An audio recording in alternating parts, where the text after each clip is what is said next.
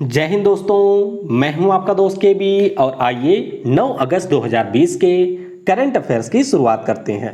तो पहला प्रश्न है, किस केंद्रीय मंत्री ने हैंडलूम मार्क योजना के लिए एक मोबाइल ऐप और वेब पोर्टल लॉन्च किया? तो इसे लॉन्च किया है कपड़ा मंत्री, इसके साथ साथ महिला और बाल विकास मंत्री स्मृति ईरानी ने। तो इस प्रश्न का ऑप्शन सी करेक्ट होगा। आपको मैंने बताया था कि 7 अगस्त को नेशनल हैंडलूम डे यानी कि राष्ट्रीय हथकरघा दिवस मनाया गया और उसी के अवसर पर यहाँ पर केंद्रीय मंत्री स्मृति ईरानी जी के द्वारा इसे लॉन्च किया गया है।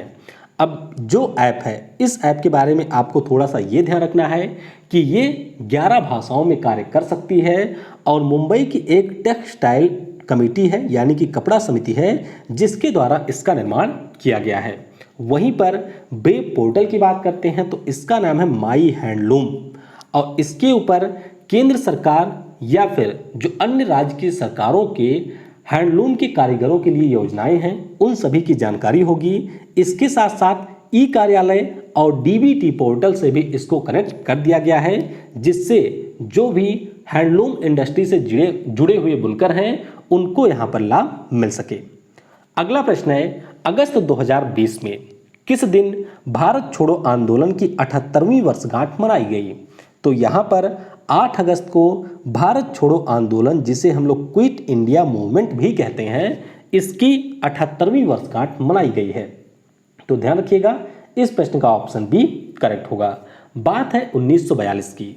1942 में 8 अगस्त को अखिल भारतीय कांग्रेस समिति की एक बैठक होती है और ये जो बैठक है उसका आयोजन किया जाता है बॉम्बे में। तो ये भी आपको ध्यान रखना है कि बॉम्बे में इसकी बैठक होती है और उसी दौरान हमारे राष्ट्रपिता महात्मा गांधी जी के द्वारा अंग्रेजों के विरुद्ध एक नए अभियान की शुरुआत की जाती है और इसी का नाम है भारत छोड़ो आंदोलन।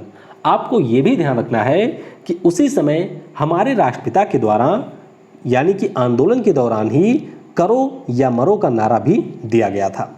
और अगर अभी तक आपने चैनल को सब्सक्राइब नहीं किया है तो चैनल को सब्सक्राइब करके यहाँ पर ऑल नोटिफिकेशन के ऊपर क्लिक कर लें जिससे आपको आने वाली हर वीडियो की नोटिफिकेशन मिलती रहे। ऐप की लिंक आपको नीचे मिल जाएगी, वहाँ से आप ऐप को डाउनलोड कर सकते हैं। इसके अलावा नीचे आपको वेबसाइट की लिंक मिल जाएगी, वहाँ से जाकर के आप PDF डाउनलोड कर सकते हैं। बाकी जो इस वीडियो की PDF है वह आपको टेलीग्राम ग्रुप के ऊपर भी मिल जाएगी। तो टेलीग्राम पर आपको सिंपली सर्च करना है केवी गुरुजी और आप उस ग्रुप में जुड़ सकते हैं। और वीडियो अगर आपको पसंद आता है तो इसे लाइक और अपने दोस्तों के साथ में शेयर भी जरूर किया करें। अगला प्रश्न है, पीएनबी हाउसिंग फाइनेंस लिमिटेड के नए MD यानी कि मैनेजिंग डायरेक्टर और चीफ एग्जीक्यूटिव ऑफिसर के रूप में किसे नियुक्त किया गया? तो आपको याद होगा लगभग मार्च अप्रैल में हम लोगों ने डिस्कस किया था कि नीरज व्यास पीएनबी हाउसिंग फाइनेंस लिमिटेड के नए MD और CEO बने थे और अब इनके स्थान पर हरदयाल प्रसाद को पीएनबी हाउसिंग फाइनेंस लिमिटेड के नए MD और CEO के रूप में नियुक्त किया गया है। तो इस प्रश्न का ऑप्शन डी करेक्ट होगा। आपको यह ध्यान रखना है कि जो पीएनबी हाउसिंग फाइनेंस है इसका मुख्यालय आपको मिलेगा नई दिल्ली में। और एक टेक्निकल चीज आपको यहाँ पर ध्यान रखनी है इंश्योरेंस से संबंधित, जैसे अभी SBI जनरल इंश्योरेंस ने PC कांडपाल को अपना नया MD और CEO नियुक्त किया है। इसके अलावा टाटा AIA लाइफ इंश्योरेंस ने नवीन ताहिल रमानी को अपना नया MD और CEO नियुक्त किया है। कल मैंने आपसे पूछा था भारतीय एक्सा जनरल इंश्योरेंस के बारे में, तो ध्यान रखिएगा जो भारतीय एक्सा जनरल इंश्योरेंस है उसके हैं संजीव श्रीनिवासन MD और CEO। लेकिन अगर आपसे भारतीय एक्सा लाइफ इंश्योरेंस के बारे में पूछ लिया जाए तो उसके MD और CEO हैं पराग राजा, जिनकी नियुक्ति इसी वर्ष हुई है। तो लाइफ इंश्योरेंस और जनरल इंश्योरेंस के जो MD होते हैं वो अलग अलग होते हैं, तो यहाँ पर आपको थोड़ा सा ध्यान रखना है। अगला प्रश्न है, इंपीरियल कॉलेज लंदन ने किस IIT के साथ मिलकर नैनो पार्टिकल यानी कि मेटा मटेरियल ग्रिड विकसित किया? तो ये इन्होंने विकसित किया है IIT गुवाहाटी के साथ में। तो यहाँ पर ऑप्शन ए करेक्ट होगा। तो बस आपको सिर्फ इतना ही याद रखना है कि मेटा मटेरियल ग्रिड जो विकसित किया है यह एक नैनो पार्टिकल है और इसे इंपीरियल कॉलेज लंदन ने आईआईटी गुवाहाटी के साथ में मिलकर के डेवलप किया है। अब इसका कार्य क्या होगा, तो ये जो नैनो पार्टिकल यहाँ पर बनाया गया है उसका यूज किया जाएगा एलईडी में, जिसे हम लोग लाइट एमिटिंग डायोड्स के नाम से जानते हैं। तो जब इस नैनो पार्टिकल का एलईडी में यूज किया जाएगा तो इससे वह ज़्यादा चमकदार होगा, यानी कि उसकी ब्राइटनेस बढ़ जाएगी, ऊर्जा दक्ष हो जाएगा यानी कि एनर्जी एफिशिएंस हो जाएगा, और वो ड्यूरेबल भी हो जाएगा यानी कि टिकाऊ भी हो जाएगा। तो इसी के लिए ये नैनो पार्टिकल, जिसका नाम है मेटा मटेरियल ग्रिड, या कहीं कहीं पर आपको इसे मेटा ग्रिड नाम भी देखने को मिलेगा। तो दोनों नाम आपको ध्यान रखने हैं, मेटा मटेरियल ग्रिड या फिर मेटा ग्रिड। इसे बनाया है आईआईटी गुवाहाटी ने। अगला प्रश्न है, रिजर्व बैंक ऑफ इंडिया ने किसकी अध्यक्षता में कोविड-19 संबंधित तनावग्रस्त परिसंपत्तियों के लिए एक समिति का गठन किया? तो इस समिति के अध्यक्ष होंगे केवी कामत। और केवी कामत का नाम सुनकर के आपको याद आया होगा, जो न्यू डेवलपमेंट बैंक है यानी कि एनडीबी है, जिसकी स्थापना ब्रिक्स समूह के देशों के द्वारा की गई थी, उसके पहले अध्यक्ष रहे हैं केवी कामत। तो ये आपको ध्यान रखना है। और अब ये सेवानिवृत्त हो गए हैं और इनका स्थान लिया है ब्राजील के मार्कस ट्रायजो ने। अब हम बात करते हैं इस समिति की। तो इस समिति का गठन आरबीआई ने किया है और अभी बृहस्पतिवार को आरबीआई के द्वारा resolution framework for covid related stress, इसकी घोषणा की गई थी। और इसके ठीक बाद यानी कि अगले दिन ही आरबीआई ने केवी कामत की अध्यक्षता में एक 5 सदस्यीय समिति का गठन किया है। अब आपको ध्यान रखना है कि इस समिति का काम क्या होगा। तो आपने देखा होगा कि जो ये कोविड-19 है, इसके कारण सरकार को भी काफ़ी लॉस हुआ है, काफ़ी सारे इंडस्ट्री को भी लॉस हुआ है। तो इसी संबंध में यानी कि जो भी स्ट्रेस में परिसंपत्तियां हैं, उनके ऊपर वित्तीय मापदंड पर इस समिति के द्वारा 30 दिनों के भीतर आरबीआई को अपनी रिपोर्ट सौंपी जाएगी। तो ये आपको ध्यान रखना है। इस समिति में ये 3 लोग भी शामिल हैं, जिनमें से आपको इन 2 लोगों का नाम याद रखना है। टीएन मनोहरन, कौन है ये? केनरा बैंक के पूर्व एमडी और सीईओ थे, और इनके रिटायर होने के बाद में एलवी प्रभाकर यानी कि लिंगम वेंकट प्रभाकर, ये केनरा बैंक के नए एमडी और सीईओ बने थे। और बात करते हैं दिवाकर गुप्ता की, तो ये नाम भी आपने सुना होगा, क्योंकि ये एडीबी के यानी कि एशियाई डेवलपमेंट बैंक के पूर्व उपाध्यक्ष थे। तो इनका स्थान लिया है अशोक लवासा ने, और ये दोनों भी इस समिति में शामिल हैं। हालांकि अध्यक्ष इसके होंगे केवी कामत। और कल मैंने आपको बताया था आरबीआई के बारे में कि आरबीआई ने यहाँ पर इनोवेशन हब की स्थापना की है, जिससे देश में वित्तीय समावेशन को बढ़ाया जा सके। किस भारतीय एयरपोर्ट द्वारा अंतर्राष्ट्रीय यात्रियों की सुविधा के लिए एयर सुविधा पोर्टल विकसित किया गया? तो ये विकसित किया है दिल्ली में स्थित इंदिरा गांधी अंतर्राष्ट्रीय हवाई अड्डे ने। तो यहाँ पर ऑप्शन डी करेक्ट होगा। अब ये एयर सुविधा पोर्टल है क्या? तो मान लीजिए कोई व्यक्ति है जो कि किसी देश से आ रहा है और दिल्ली में आकर के वो लैंड करता है। तो जब एयरपोर्ट पे कोई व्यक्ति उतरता है तो यहाँ पर उसको किसी भी प्रकार के फिजिकल पेपर नहीं दिए जाएंगे। इस पोर्टल के माध्यम से वह स्वप्रमाणित फॉर्म को फिल कर सकता है और कोविड-19 के संबंध में जो भी यहाँ पर सरकार के नियम है उनसे छूट भी प्राप्त कर सकता है। तो कोविड-19 के संबंध में नियम क्या है? नियम यहाँ पर ये है कि अगर कोई अंतर्राष्ट्रीय यात्रा से आता है तो उसके लिए 7 दिनों का जो संगरोध है वो अनिवार्य होगा। तो यहाँ पर कुल मिलाकर के 5 प्रकार के व्यक्ति होंगे जिनको संगरोध में छूट दी जाएगी, जैसे कोई प्रेग्नेंट वुमेन हो गई, या कोई व्यक्ति जिसके परिवार के किसी की डेथ हो गई है दिल्ली में और वह उनसे मिलने के लिए आया है, फिर ऐसे व्यक्ति जिनके पास में 10 साल से कम उम्र के बच्चे हैं। तो इन सभी को यहाँ पर जो संगरोध के नियम है उसमें छूट दी जाएगी।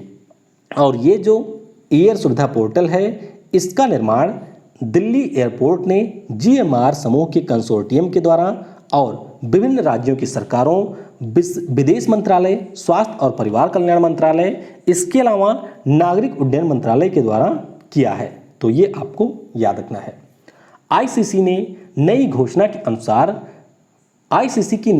के अनुसार आईसीसी पुरुष टी20 विश्व कप 2021 की मेजबानी कौन सा देश करेगा?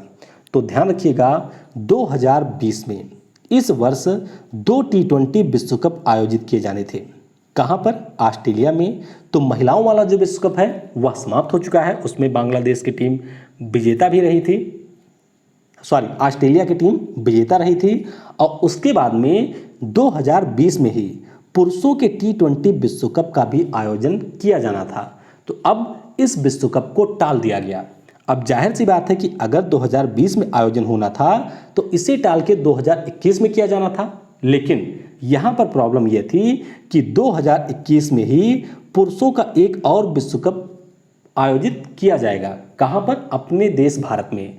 तो अब यहाँ पर आईसीसी ने ऐसा किया है कि 2020 में जो पुरुषों का विश्व कप होना था इसे अब टाल करके इन्होंने कर दिया है 2022 में, और जो 2021 में पुरुषों का T20 विश्व कप होगा उसका आयोजन एज इट इज भारत में किया जाएगा।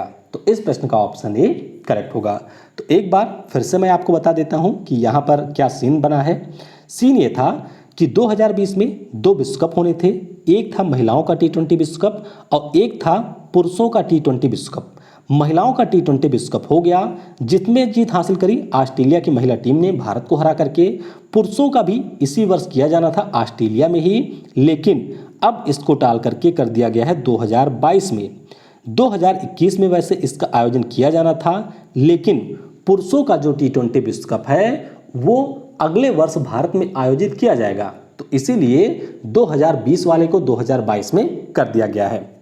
इसके अलावा आपको यह भी ध्यान रखना है कि अगले वर्ष महिलाओं के 50 ओवर के विश्व कप का भी आयोजन किया जाना था न्यूजीलैंड में 2021 में, इसे भी टाल करके अब 2022 में कर दिया गया है। साथ ही साथ आपको यह ध्यान रखना है कि आईसीसी T20 महिला विश्व कप 2022 का आयोजन कहां पर होगा? दक्षिण अफ्रीका में होगा। जो अभी विश्व कप महिलाओं वाला समाप्त हुआ है इसका अगला संस्करण होगा दक्षिण अफ्रीका में। और 2023 में जो पुरुषों का विश्व कप है 50 ओवर वाला, ये अपने देश भारत में किया जाएगा। तो इसको आप लोग अच्छे से समझ लेंगे और कहीं पर नोट जरूर कर लें, क्योंकि ये थोड़ा सा कंफ्यूजिंग है, जिससे आप इसको नोट कर लेंगे तो आसानी के साथ में याद रख पाएंगे। अगला प्रश्न है, किस राज्य की सरकार ने एक विशेष इलेक्ट्रिक व्हीकल पॉलिसी लॉन्च की? तो ये इलेक्ट्रिक व्हीकल पॉलिसी लॉन्च की है यहाँ पर दिल्ली की सरकार ने। तो यहाँ पर ऑप्शन बी करेक्ट होगा। तो दिल्ली के सीएम है इस समय अरविंद केजरीवाल जी, और इन्हीं के द्वारा Delhi electric vehicle policy launch की गई है। अब इस पॉलिसी की खास बात क्या है? तो यहाँ पर जो वाहनों का पंजीकरण शुल्क होता था, यानी कि रजिस्ट्रेशन शुल्क होता था इलेक्ट्रिक वाहनों के लिए, ये अब नहीं लिया जाएगा। इसके अलावा जो रोड टैक्स लगता था इलेक्ट्रिक वाहनों पर, उनको भी यहाँ पर माफ कर दिया गया है। साथ के साथ दिल्ली की सरकार ने यह भी कहा है कि अगर कोई नई इलेक्ट्रिक कार खरीदता है तो उसे 1.5 लाख की वित्तीय सहायता दी जाएगी, और अगर कोई व्यक्ति 2 पहिया वाहन, ऑटो या फिर ई रिक्शा को परचेज करता है इलेक्ट्रिक, तो उसे 30,000 रुपए की वित्तीय सहायता दी जाएगी। दिल्ली सरकार ने यह टारगेट रखा है कि जो भी हमारे यहाँ पर रोड हैं उन सभी रोडों पर 2024 तक जो भी वाहन होंगे उनमें से 25% इलेक्ट्रिक वाहन होने चाहिए। ऐसा इन्होंने टारगेट रखा है 2024 के लिए। तो ध्यान रखिएगा, इलेक्ट्रिक वाहन पॉलिसी लाई है दिल्ली सरकार। भारत किस देश में आयोजित होने वाले काउकॉज 2020 या फिर इसका नाम है कॉकेसस 2020 इस अभ्यास में हिस्सा लेगा? तो ये जो अभ्यास है उसकी मेजबानी रसिया के द्वारा की जाएगी, रसिया में ही। तो इस प्रश्न का ऑप्शन डी करेक्ट होगा। आपको याद होगा कि पिछले वर्ष भी रसिया ने एक सैन्य अभ्यास करवाया था जिसका नाम था सेंटर। तो इसमें भी भारतीय सेना के जो जवान थे उन्होंने पार्टिसिपेट किए थे, चीन ने भी पार्टिसिपेट किया था। उसी प्रकार से ये काउकाज 2020 सैन्य अभ्यास होगा अगले माह में। इसमें भारतीय सेना के 150 सैनिक शामिल होंगे। इसके अलावा हमारी वायुसेना और नौसेना के भी कुछ सिपाही इसमें शामिल होंगे। तो रसिया के द्वारा एससीओ के यानी कि संघाई कोऑपरेशन ऑर्गेनाइजेशन के जो भी मेंबर कंट्री हैं उनके साथ साथ 18 अन्य देशों के जो सेना के जवान हैं उनको यहाँ पर इनवाइट किया गया है कि आप इस बहुपक्षीय सैन्य अभ्यास में शामिल हों। तो ये इंटरेस्टिंग इसलिए भी होगा क्योंकि गलवान में जो झड़प हुई और जिस तरह से भारत और पाकिस्तान के रिश्ते वर्तमान में हैं उसको देखते हुए ये देखना थोड़ा सा दिलचस्प होगा कि किस तरीके से भारतीय सेना यहाँ पर चीन और पाकिस्तान की सेना के साथ में काउकाज 2020 सैन्य अभ्यास में हिस्सा लेती है। रसिया के बारे में आपको ये ध्यान रखना है कि इन्होंने आर्कटिक एम अभियान की भी घोषणा की है और इनके जो राष्ट्रपति हैं व्लादिमीर पुतिन, इन्होंने अपना कार्यकाल 2036 तक के लिए बढ़ा लिया है। राजधानी मॉस्को में है और मुद्रा यहाँ की है रूबल।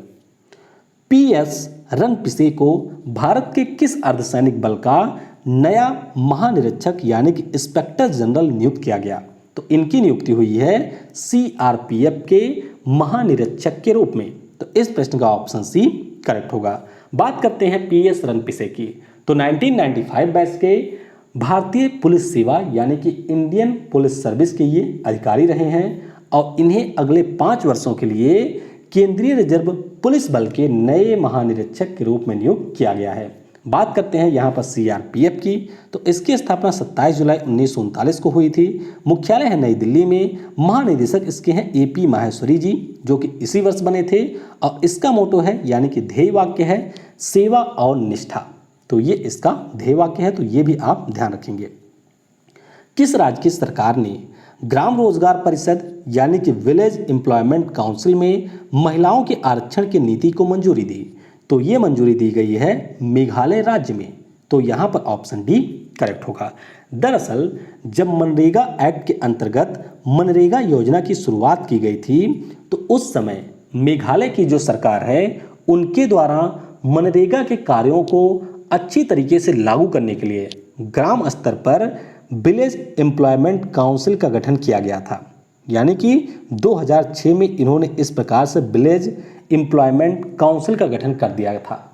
और अब यहाँ पर ये देखने को मिल रहा है कि जो भी ये विलेज एम्प्लॉयमेंट काउंसिल है इसमें महिलाओं की भागीदारी बहुत ही ज़्यादा कम है। तो मेघालय के CM है कोनराड संगमा। इनकी अध्यक्षता में कैबिनेट के द्वारा policy on reservation of seats for women in village employment council, यानी कि जो महिलाओं के आरक्षण के ऊपर यहाँ पर नीति है उसको मंजूरी दी गई है।